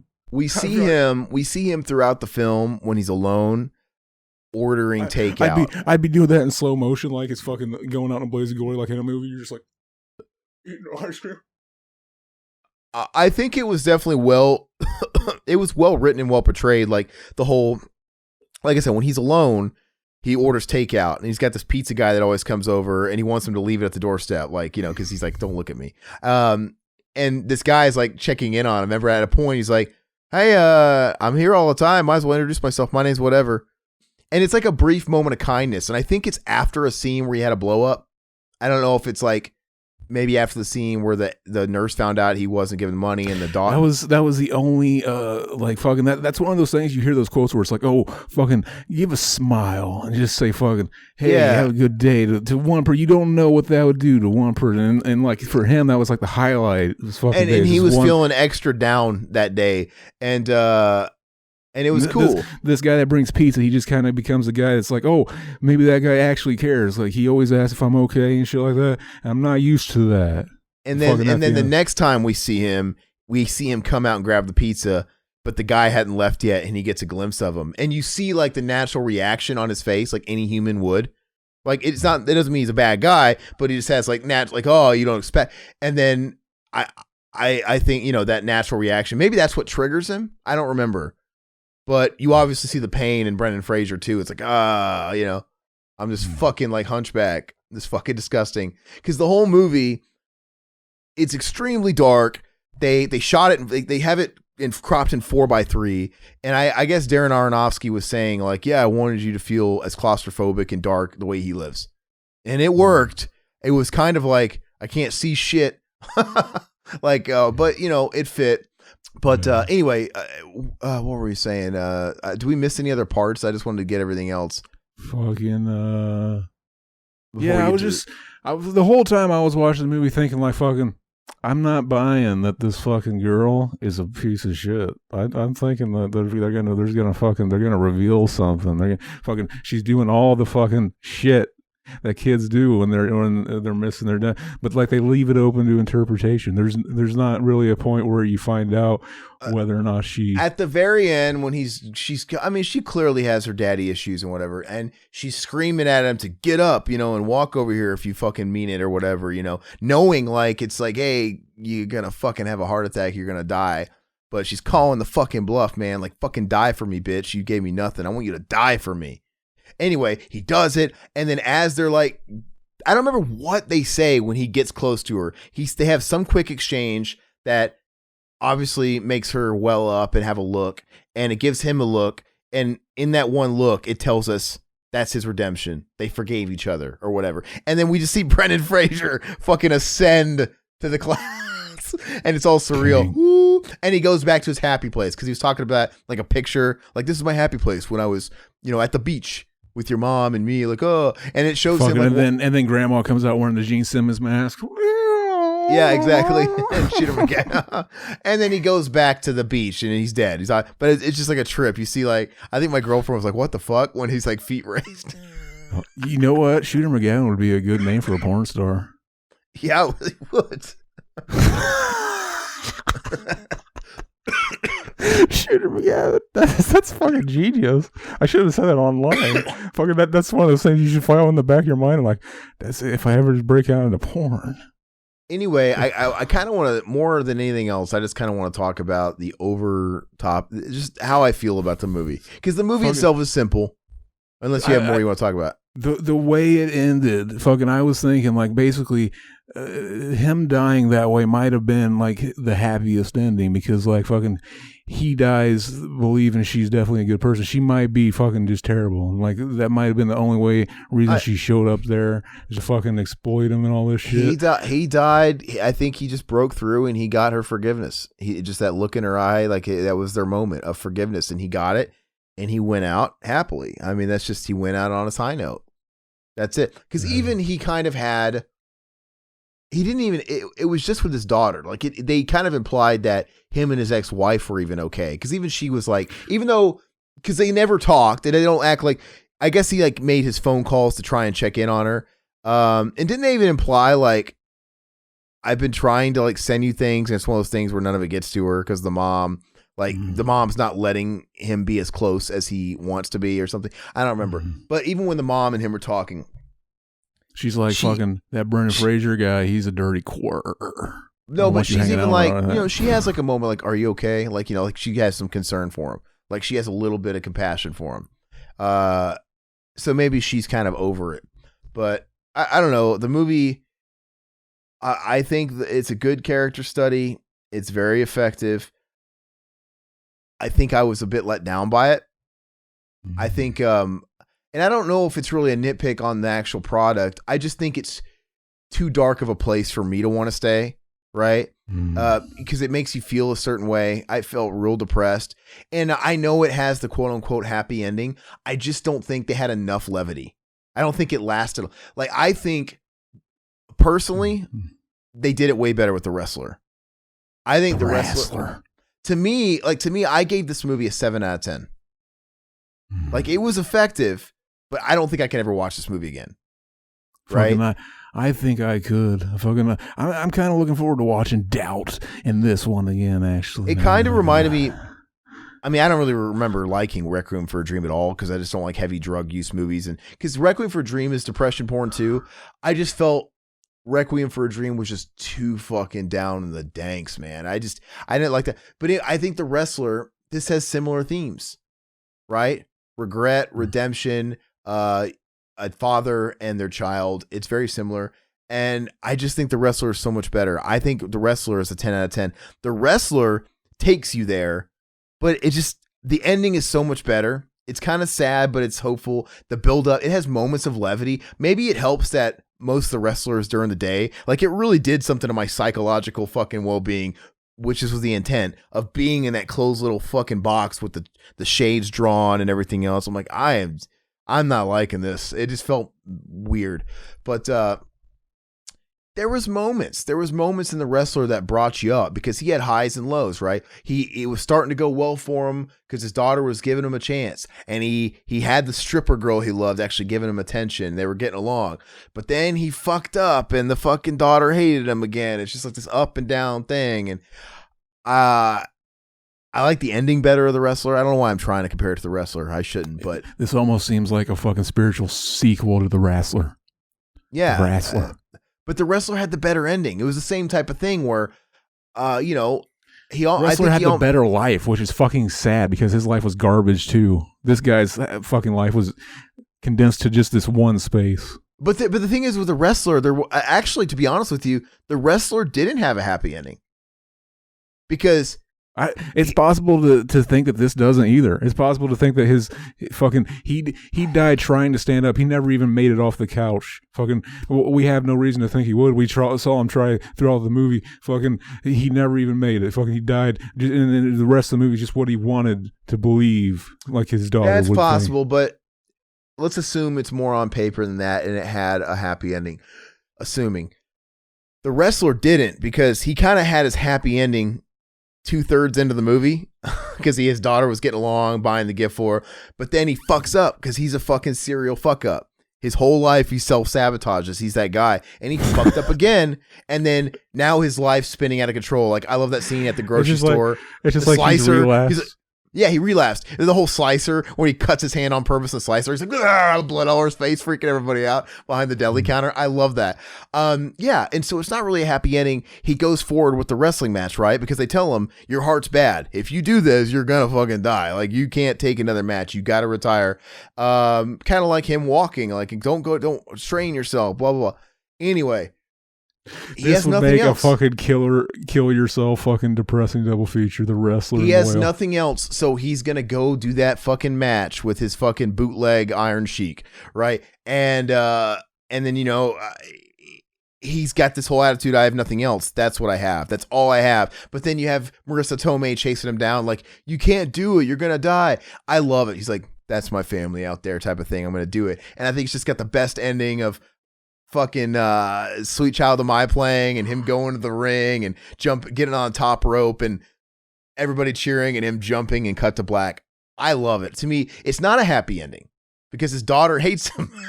His daughter hates him at that moment, and he kind of goes out doing the only thing where he's accepted, but it's kind of sad because he's not happy. To me, it's a sadder ending, but it doesn't feel as dark. I don't know what it is about it. I never really got the impression that he died in that moment. I just thought fucking he just relapsed and it's just going to go back to normal. This is one of those movies where it's just like fucking. It's open to interpretation. It makes you think like, oh, this is where he turns around, but then sometimes they just never turn it around, and that's fucking sad. That's depressing enough to think about. He doesn't have to die. You can think of it either way because the whole thing they were making it like, hey, the doctor told him you need to cancel this match, and he was depressed. He was depressed because that's the only life he ever known. And I have to give it up. He was obviously clinging to it, living in a fucking trailer, just clinging to that life. But then his daughter came back into the picture and he didn't need it anymore. He's like, you know what? Working at a deli ain't so bad. I'm not embarrassed anymore. And he was like having fun at his deli job with a shitty boss. And, his daughter was back in his life. And then, like I said, he had that void filled and then he fucked up. He fucked that weird chick who was obsessed with firemen at the bar. That's what it was down to. Like that one chick hit on him at the bar and he was fucking her in the ass in the bathroom when he wakes up and he missed his date. He wakes up in her apartment, her house with like the weird fireman fetish. He deserved it. He deserved to have his life fucking crumble after calling Kurt Cobain a pussy. Yeah. Then that Cobain pussy had to come around and fuck it all up. 90s fucking sucked. Yeah. Crew. I love it. But I just think you can call Kurt Cobain a pussy. I don't give a fuck. He didn't have it anymore, so he relapsed, like you said. But the whole thing is the hype is like, look, it's kind of like Brendan Fraser gorging himself. Just fucking do it. I felt like I know I'm gonna die. Like they're saying I'm not gonna. They're saying I could die on this next one. That's why I can't do it. But you know what? I have nothing else, and I think he was okay with either outcome. If I'm gonna die, that's fine. But I'm gonna go out doing what I love, and I'm gonna die in the ring because this is the only place I'm accepted right now. So be it. And but Marissa Tomei, she did kind of care for him, even though she kind of got rejected, right? He kind of rejected him because after the daughter thing happened, he kind of went to Marissa Tomei, and then Marissa Tomei. I wanted a side plot where he was a fucking toe fetish. He was into the feets, and he was fucking dying for those Tomei toes. He was telling her like, "Fucking, I want those Tomei toes, baby. Fucking suck them, fuck them, stick them in a shoe." I just think, I mean, I'm not trying to compare the movies. I just think that's the best Aronofsky movie, and I don't know if he's ever going to top it, which is fine. But I love it, man. Like after his daughter thing happened, he went to try and pick up the pieces with this stripper girl, and she didn't really want exactly what he wanted, even though she cared for him. I just realized I wanted to be a comedian when I grew up. Fucking, we should make a fucking movie like The Whale, like this movie, like fucking the rest. I just mistakenly thought we were talking about The Wrestler on this episode of Cinema instead of The Whale. We're actually talking about The Whale. We can talk about both. I mean, we could just make The Comedian, and it's basically just fucking how shitty a comedian's life would be. Yeah, it's basically just like this life. I'm fucking. You could apply it to so many different things. But anyway, it was open for interpretation, but regardless, he was ready to die if it's what it came to. And I took it as, you know what? He could have been dead. It's fine. It didn't really have a happy ending, in my opinion. But The Whale I took The Whale as having a happy ending, but I just don't think it's whatever the hell it was. It didn't last long enough. Like I was so with The Whale, they had kept me in the trenches for so long of depression. Even if let's assume that was the happy ending where he died and went to heaven. I felt like that's not enough. Like it was so brief and credits are rolled. I'm still depressed. It didn't lift me out of that fucking gutter it kept me in for the whole movie. I'm like, this didn't do it for me. I was really depressed. Like the rest of the fucking night, it ruined my night. I didn't want to do anything else because I was just fucking down in the dumps. I'm like, I don't like this. Like, why do I don't want to feel like this. So, and the wrestler, I don't know what it is, but the wrestler didn't make, it was somber, it was sad, but like it doesn't make me, and I could rewatch the wrestler. Plus the wrestler has that dank ass Bruce Springsteen song. Have you ever seen a one-track pony? Kicking nothing but the breeze. It's a great song. You seen me. You ever seen a one-legged dog fucking a tree? You ever seen a one-legged dog? Then you seen me. I should make a cover of that song. What do you give? Remember when the guy made? Remember when the guy made the fucking the Friday the 13th version? If you ever seen a Ballcore film, then you seen me. I've never seen that. Singing from the slasher, it was called. It was singing from the perspective of Jason. If you've ever, I forgot all the other verses, but the ball, the Corey Feldman was where it where it was peak comedy. It shows the scene where Corey Feldman comes up, Jason. If you've ever seen Paul Corey Feldman, then you've seen me. It's amazing. No, I never saw that. But what do you think of The Whale? What's your overall thoughts, your impression, and what do you score it? Does my score make sense really quick? Like, I'm not saying the movie was bad. It was well made. I just think at the end of the day, it's not my type of movie to where I can watch it again because it was. I think it's complete. Your take is completely fucking retarded. It is highly fucking regarded. It was too dark and it was too dank for me, and it was kind of the intention, so it's hard to knock it because they were just doing what they. But because of that, like it's a 7. Like I can't revisit it. It's just yeah. Go ahead. Fucking I kind of love this movie. I gave it a 9 out of 10. 9 out of 10. Fucking, I saw myself in this character so much. I related to this motherfucker. I was like, I was there. I've been there, baby. I wasn't that bad. But it reminds you of like fucking, just kind of how depressing it was. Fucking, people talk about the whole people like fat acceptance is so cringe, and it can be. People can't take it too far. But like the fucking people don't become fat because fat acceptance is a thing. If you think that, you are fucking coping. Fat acceptance it exists because fat people are already fucking miserable, and it's one of those things. It's just unfortunately that the vice that those people cling to, right? Like it's just, you could easily have a different vice, but just for some people it's drugs, for some people it's gambling, for some people they fucking eat, and different results, but. Fucking, we all like to eat. It's something we can all relate to because even if you do the whole like fucking counting calories thing, sometimes it's like fucking.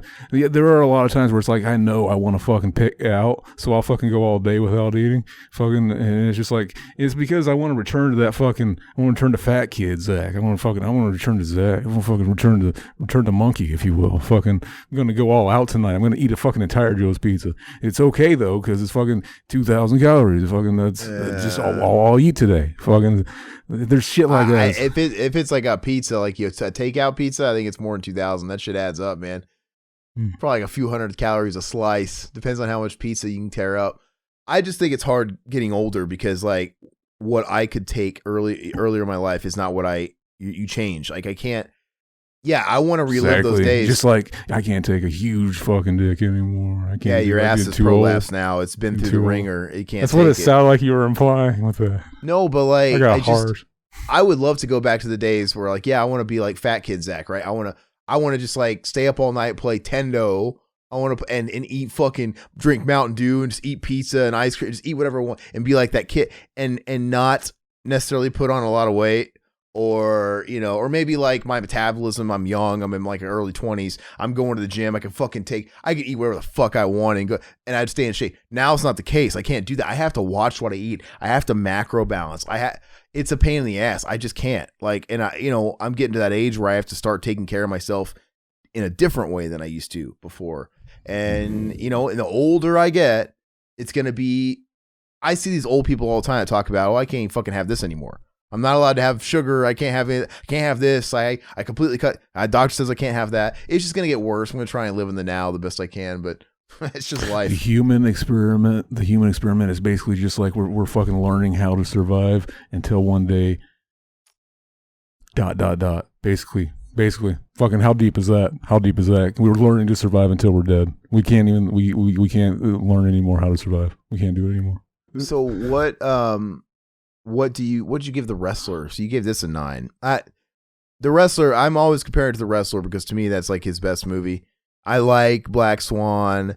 I don't really like too many other movies. I mean, I like The Whale. Don't get me wrong, but like I don't like Requiem. I don't like The Fountain. You know, he's always been like back and forth for me. What do you give The Wrestler? Fucking probably a 9 or a 10.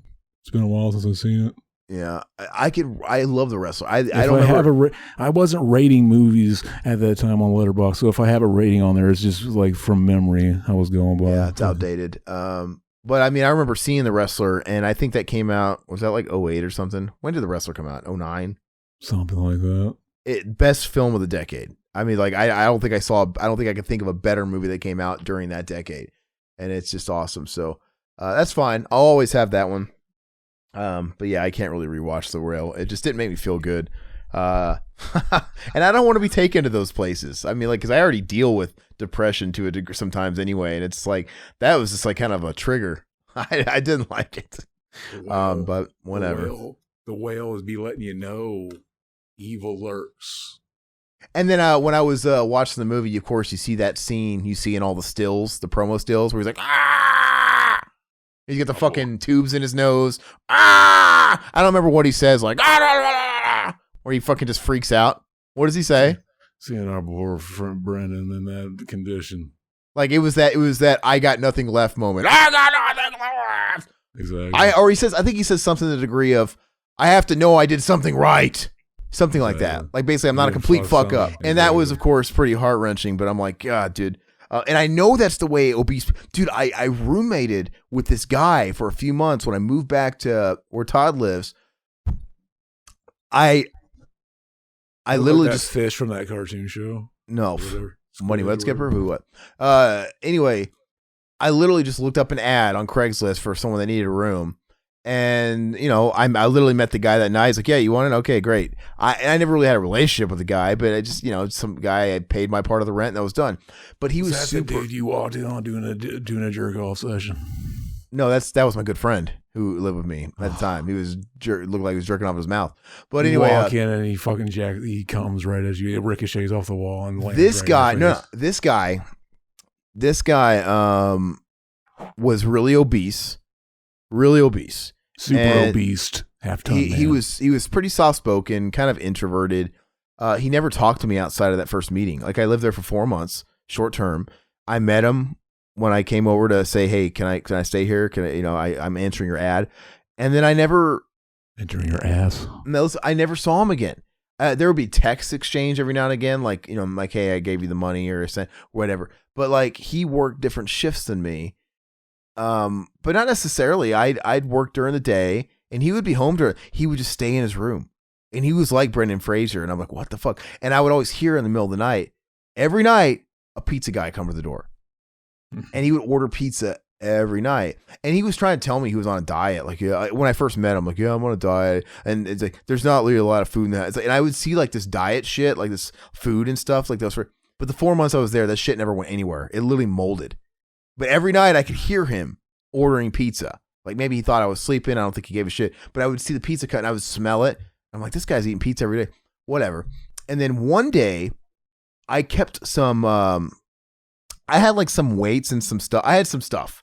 I had some stuff, property. It turned up missing.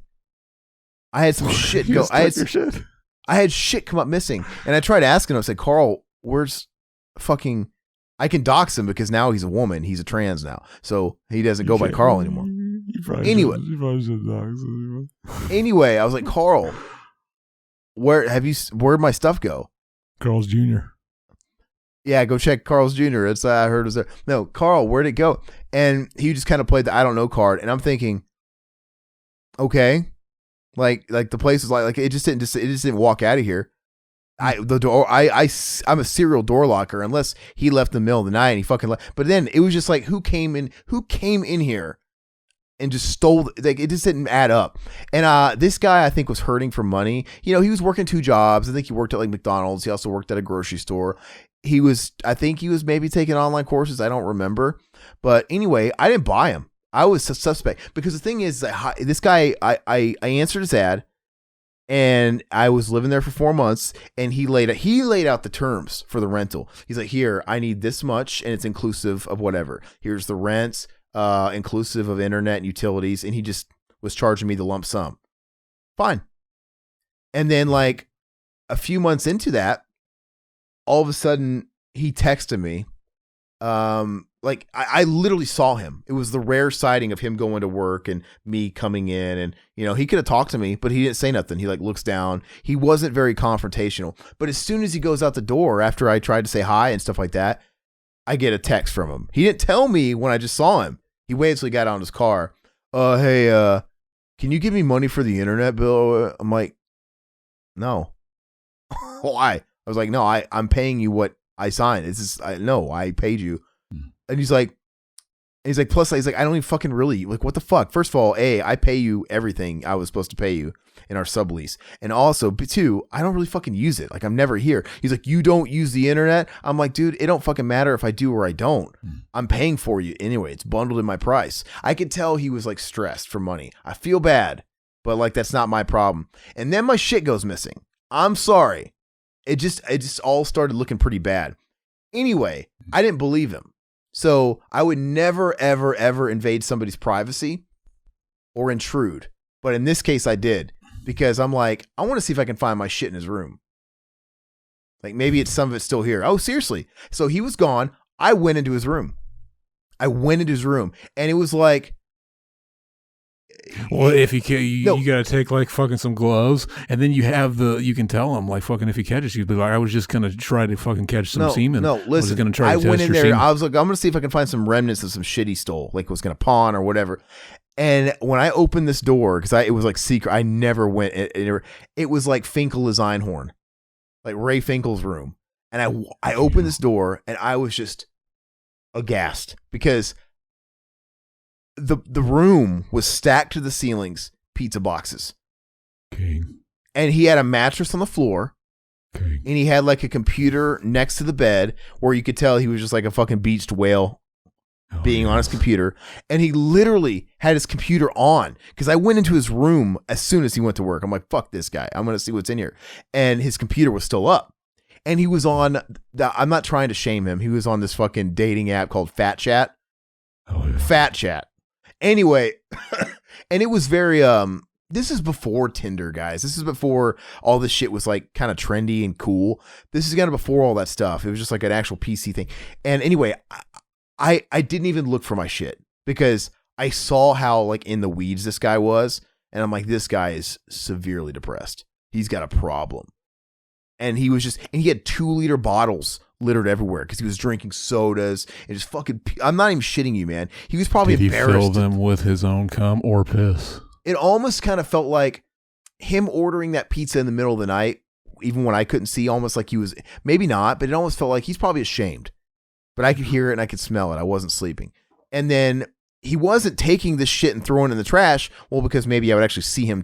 No, I don't know if it was like a shame, but he was living in this fort of fucking trash. Pizza boxes, fast food wrappers, and it was like, God, this guy, and it just reminded me of The Whale. I'm like, clearly this guy's got some shit. And then, I mean, clearly he did have a lot of shit going on, for whatever reason. But yeah, like a couple years later, he like came out as trans and he transitioned.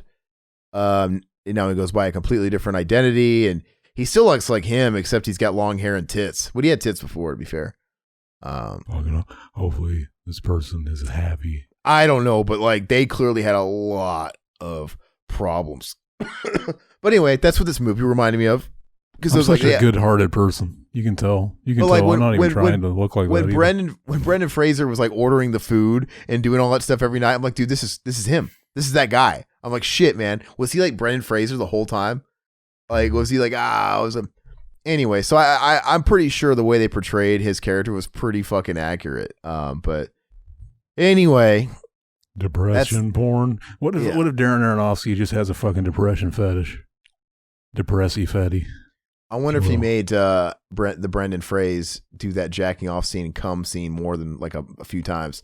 Like, I want a few more takes, man. Give me the Hell yes. He sounded like he was in pain. That wasn't like we should he was make like that sounded like he was in pain. We should make that part of our logo. We're on our new album, or like part of the Revival House logo. We're all gonna like get our phones. We're gonna record ourselves coming, and I'm gonna combine all the sounds. And with our powers combined, it's gonna make the sound effect that happens, like the Sega. Whenever you turn on your Sega Genesis, it's gonna be like fucking Revival House. I know. I've always thought we should have like an intro logo card, like a title card for our videos, like our logo. But then like Nickelodeon or Sega, where they'd have like an audio bit too. Like obviously Sega, but like I think about like Nickelodeon where it's like dunk dunk dunk dun, and then before it goes into our show. Can you imagine if it was just like our logo and it was him coming? Because it sounded like he was in pain, and it's the most uncomfortable coming sound I've ever heard in my life. Like that would be fucking funny. That shit pops up. What kind of sound do you think you'd make if we just recorded it when you weren't thinking of this? I'd make that turtle sex sound.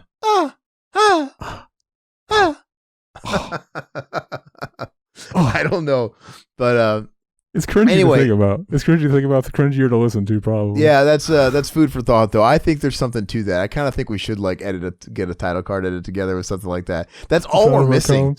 That's all we're missing is like a cool, and it doesn't have to be one for everything. Just one standard revival for every little video we do. That'd be funny. And on that note, I also don't want to forget. I seriously think we got to do a VHS positive shirt. I think it's brilliant. We got to have a VHS positive T-shirt. Oh yeah. But other than that, I'm thinking of a design. It could show like fucking. It could show like a fucking like a strip you get from the doctor, and it says VHS positive, like that. You're getting your results back. You just be like a hand, and the ticket is setting in the hand, and it says VHS positive on it. There's a whole bunch of stuff you could do. I mean, I don't know, or it could just look like a logo. I don't know. I don't know. That's our episode. We talked about the whale. I don't know what we should do next time. I don't know. Technically, I picked the whale, right? Did I pick it? Exactly. Okay, I technically picked the whale, so Zach gets to come up with the next one. Whale. So I guess unless he has an idea now. What? I've always heard good things about the movie fucking Come and See. You ever heard of it? Came and See. What's that? Come and See. It's not Came and See. It should be. Apparently it's a war movie. It's on the Criterion Collection. I got the Criterion Blu-ray, and fucking I was looking for a reason to watch it. Fucking I might pick that. It's a movie I've never seen. When did it come out? Fucking I forget. It's well known though. Fucking okay. Film snobs know this movie. Let's not overthink it. It'll be Come and See. Why not? Overthink it. Let's not overthink it. Okay, so Come and See. I don't even know what this movie is, so we'll have to do our research, and we'll do that. But that's all we got. I want to remind everybody, please, if you liked what you saw or heard, please like the video, comments, help us out in the algorithms, like the smash button, whatever they say, all that stuff. Help us out. Subscribe if you haven't already. And if you are new, please take a second to peruse the rest of the channel. Tons and tons and tons and tons of content for you. Different shows. If you want to support us any further, you can toss us a couple of bucks via Patreon. And you can do things like listen in live when we record podcasts, and also get access to everything early. And, just, ensure that we eat another day. That's always nice, right? We're not over here living like Carl. We're not eating pizzas every night. We got to eat. Exactly. Zach is like skinny. He's wasting away. He needs some fucking cookies and cream, ice cream. Cookies and cream. Feed that habit. But other than that, that's all we got. Adios.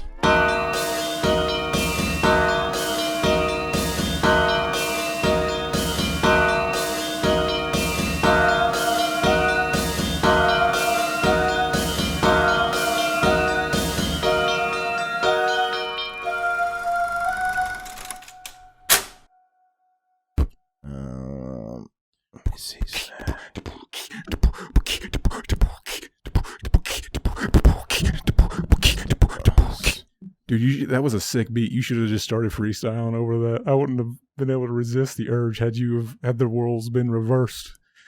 But I cannot talk and spit fucking beats at the same time. I'm not that talented. Right. Revival House. That sounds like fire, like this country used to.